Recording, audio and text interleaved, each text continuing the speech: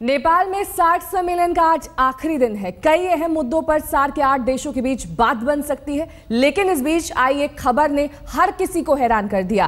पाक पीएम नवाज शरीफ अब तय कार्यक्रम से 13 घंटे पहले ही अपने देश को रवाना होंगे। माना यही जा रहा है कि नवाज के इस फैसले के पीछे काठमांडू में मोदी का गुणगान भी है। देखिए ये पूरी रिपोर्ट।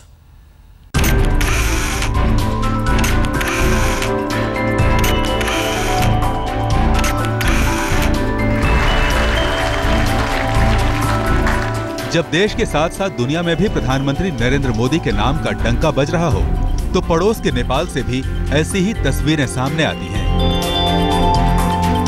नरेंद्र मोदी से मिलने के लिए सार्क देशों के राष्ट्रीय अध्यक्षों में मानो होड़ मची थी। कहीं उनकी बारी छूट न जाए, कहीं मोदी से उनकी मुलाकात होते होते न रह जाए। नेपाल में सार्क सम्मेलन में भारतीय उपमहाद्वीप के 8 देशों का जमावड़ा लगा है, लेकिन इस समिट के केंद्र में कोई और नहीं बल्कि भारत के प्रधानमंत्री नरेंद्र मोदी ही हैं। लेकिन काठमांडू में हिंदुस्तान के पीएम के प्रति आकर्षण से किसी की हैरानी बढ़ रही है। विदेशी धरती पर मोदी के गुणगान से कोई परेशान हो रहा है। मोदी की वाहवाही से किसी की हताशा बढ़ती जा रही है। कहा जा रहा है कि सार्क सम्मेलन में नरेंद्र मोदी को मिल रही तारीफ से पाकिस्तान के प्रधानमंत्री नवाज शरीफ सहज नहीं हैं। उन्हें ऐसा लग रहा है कि 8 देशों की इस बैठक को पीएम मोदी ने हाईजैक कर लिया है। इन्हीं खबरों के बीच गौर करने वाली बात यह है कि पाकिस्तान के पीएम नवाज शरीफ ने अपने देश लौटने के कार्यक्रम में फेरबदल कर दिया है। पाक प्रधानमंत्री ने वक्त से पहले ही पाकिस्तान लौटने का फैसला कर लिया है। शरीफ काठमांडू से इस्लामाबाद के लिए अब अपने तयशुदा समय से 13 घंटे पहले ही रवाना हो जाएंगे।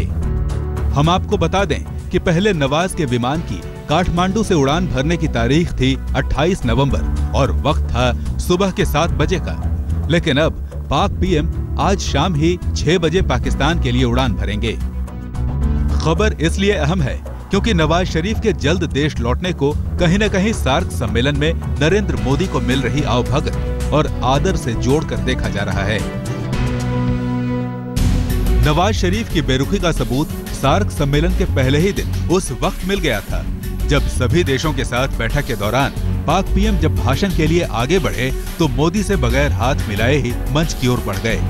हाथ मिलाने की बात तो दूर, दोनों नेताओं की नजरों ने भी एक दूसरे से किनारा कर लिया।